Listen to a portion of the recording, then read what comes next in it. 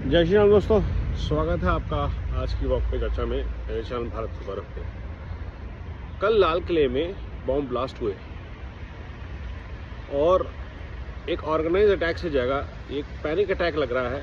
एक बहुत बड़ी पॉसिबिलिटी लगती है कि जिस तरह से आगे पीछे घटनाएं हुई, RDX पकड़ा गया, अमोनियम नाइट्रेट पकड़ा गया बहुत बड़ी तादाद में, तो ये शायद केमिकल्स को कहीं ट्रांसपोर्ट किया जा रहा था सेफ जगह पर और ये फट गए गाड़ियाँ। तो तैयारी तो है ही है,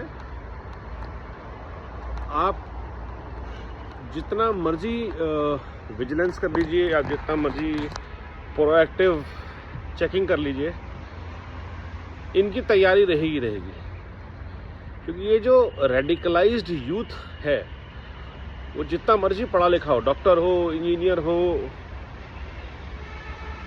ये जो रेडिकलाइजेशन है ये कभी कम नहीं हो सकती, बिकॉज वो बचपन से स्टार्ट होती है, मदरसों में पढ़ाई जाती है और कुछ भी मॉडर्न एजुकेशन दे दीजिए वो साथ साथ चलती है। चाहे वो आप उनको टॉप लेवल का ऑफिसर्स बना लीजिए, वो जो माइंडसेट है कि दुनिया में इस्लामोफोबिया फैल रहा है, आप महमूद ममदानी से लेकर के आरफा तक किसी भी व्यक्ति को देख लीजिए, जुबैर से लेकर के जो आपके जेल में बंद हैं चिकन नेक थ्योरी वाले वहाँ तक, शर्जील इमाम और ऑल दिस पीपल, पढ़े लिखे होने से कोई फ़र्क नहीं पड़ता। इनफैक्ट पढ़ा लिखा होना ज़्यादा खतरनाक है, क्योंकि जो जहर है उसको लॉजिकली सेल भी करते हैं और एक्सप्लेन भी करते हैं, जैसा कि 47 में किया गया। उस पार्टीशन टू नेशन थ्योरी को डेवलप करके बेचने में इनको 50-60 साल लगे, और डेवलप करने, बेचने और इम्प्लीमेंट करने वाले तीनों बहुत पढ़े लिखे लोग थे। तो पढ़े लिखा होना किसी भी तरह से कोई रेवोल्यूशन या एवोल्यूशन नहीं है। इन लोग इस कम्युनिटी के लिए, इस रेडिकलाइज्ड के लिए, रेडिकलाइज्ड लोगों के लिए बहुत चिंता का विषय है ये।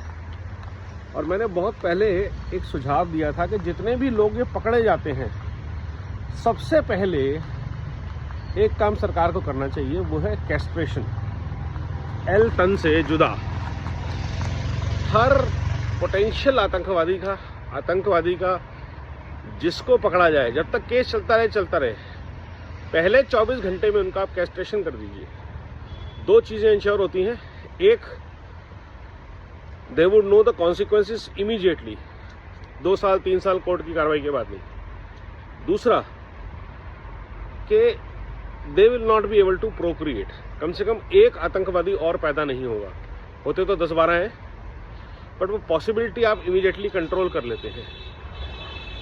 ये बहुत ज़रूरी है कि ऐसे लोगों की ग्रोथ, ऐसे माइंडसेट्स की ग्रोथ। और दूसरी सबसे बड़ी चीज़ गवर्नमेंट को जो करनी है वो है crack down on the source which are the madrasas. जितने मदरसे हैं, वहाँ से निकलने वाले जितने भी लोग हैं, उनके ऊपर या तो स्ट्रिक्ट विजिलेंस रखी जाए और या इन मदरसों को बंद किया जाए।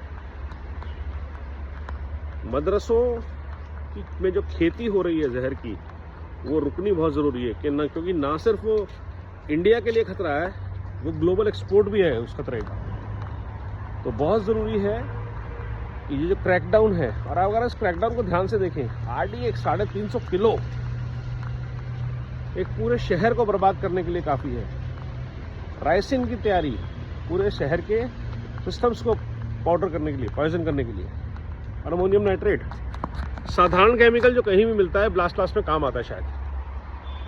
तो सिंपल से सिंपल केमिकल को ये हथियार बनाने के लिए है, क्योंकि माइंडसेट वो है। आप इनको डॉक्टर बना देंगे तो भी ये पेशेंट्स को जहर दे देंगे, आप इनको इंजीनियर बना देंगे तो ये हाईवेज और डैम्स में RDX लगाने का एक्सपर्ट बन जाएंगे। आप इनको अगर इलेक्शन कमीशन की लेवल पे पहुंचा देंगे तो भी ये आपके साथ जिहादी करेंगे। आप इनको वाइस प्रेसिडेंट बना देंगे तो आपके रॉ के इंटेलिजेंस ऑफिसर्स की लिस्ट जो है वो लीक आउट कर देंगे। तो किसी भी लेवल पे इन लोगों को ट्रस्ट नहीं किया जा सकता। जो 47 में गलती हो गई है वो हो गई है, बट ये जो रूट कॉजेज हैं, पहला है एजुकेशन, वो ठीक की जाए इनकी, मदरसे बंद किए जाए, radicalisation at the child level should be stopped.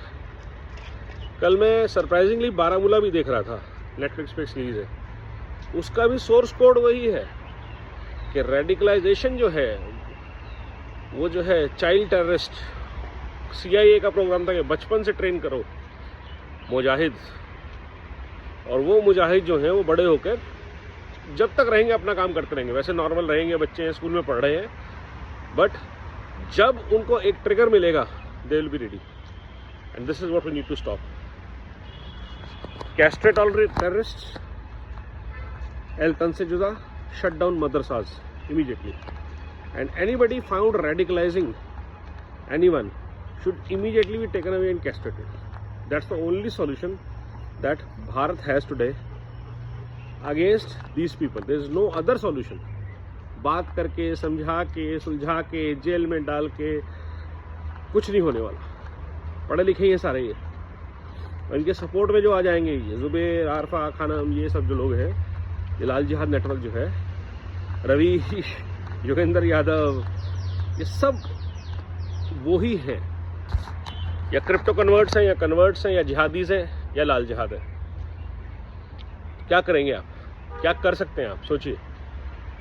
आज तो बहुत सोचना पड़ेगा। नमो भारत, वंदे मातरम, जय हिंद।